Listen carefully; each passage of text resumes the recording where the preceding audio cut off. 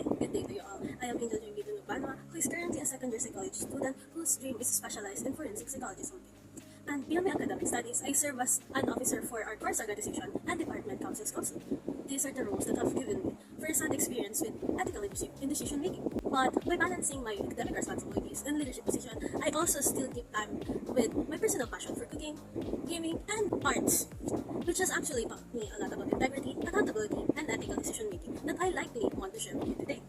With that said, my personal code of ethics isn't just about my future career, but it's about who I am as a person and how I want to contribute to justice and healing in our world. So, as someone aspiring to work in forensic psychology in the future, integrity means everything to me.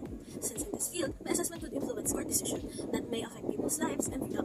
For that reason, I commit to always seeking objective truth and never allowing personal biases to cloud my professional judgment, and being completely honest about the limitation of psychological assessment, just like when I'm following a complex baking recipe. Precision and honesty about result matters, which means that there's no room for cutting corners.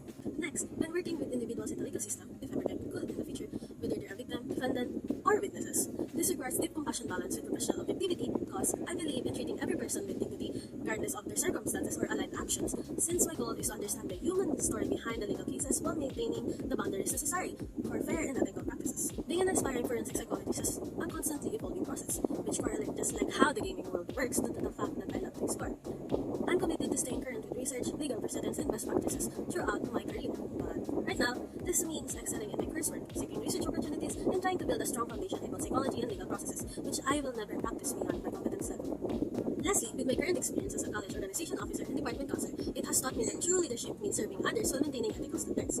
While in forensic psychology, this translates to advocating for both justice and human dignity. Because whether I'm representing student concerned at the council meeting or someday providing experts testimony in court, I believe in using my position and knowledge to promote fairness and protect more vulnerable individuals within our system.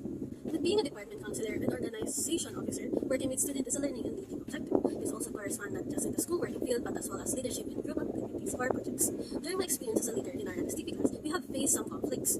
It was when we were preparing for a community extension. Some leaders weren't participating on helping in our preparation, which has led to frustrated complaints by those who are working hard, which has gotten the issue to immediately escalate without proper look through on others' reasons. This concludes to some wanting to out them with and keep complaint, but the others who are in a bit more level-headed with the issue suggested that dealing with it privately to avoid further fueling the complaint and gaining bad attention in our class. With that, drawing in my ethical values, I took a measured approach. I asked and suggested that other leaders to document their specific concern first, then we arrange a respectful meeting with those people. We could present their issues formally during the meeting rather than taking sides, facilitating a process that honored both students' concerns and institutional procedures. With this specific experience, it has shown me how important it is to remain clear-headed, goal-oriented, and follow proper procedures. Due to this, my skill has improved, which has gotten me to understand that I'll absolutely need this in forensic psychology when dealing with sensitive legal matters. It also reinforced that ethical leadership sometimes means choosing the harder path that serves justice rather than the easier path that avoids discomfort. With all of that, I'm deeply inspired by two remarkable Filipino leaders, former Vice President Lenin Bredo and former COA Chairperson Heidi Mendoza. VP Linus, under unwavering commitment to transparency and compassionate public service, combined with Chairpersons Mendoza's fearless pursuit of truth and accountability, presents the perfect blend of qualities I aspire to bring to forensic psychology.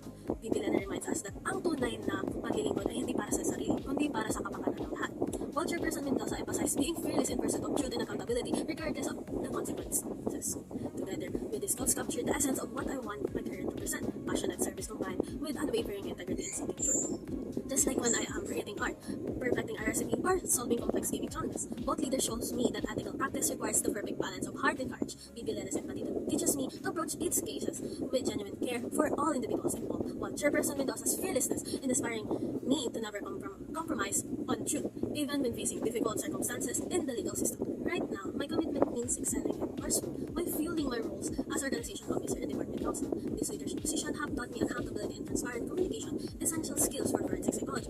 And I'm actively seeking internship, considering graduate programs, and staying involved in research. My leadership experience has given me skills to conflict resolution and working within institutional structures that will serve me well in the legal system. Lastly, I commit to ongoing self-reflections and therapy when needed, because forensic psychology will expose me to trauma. I need to maintain my mental health to serve others properly.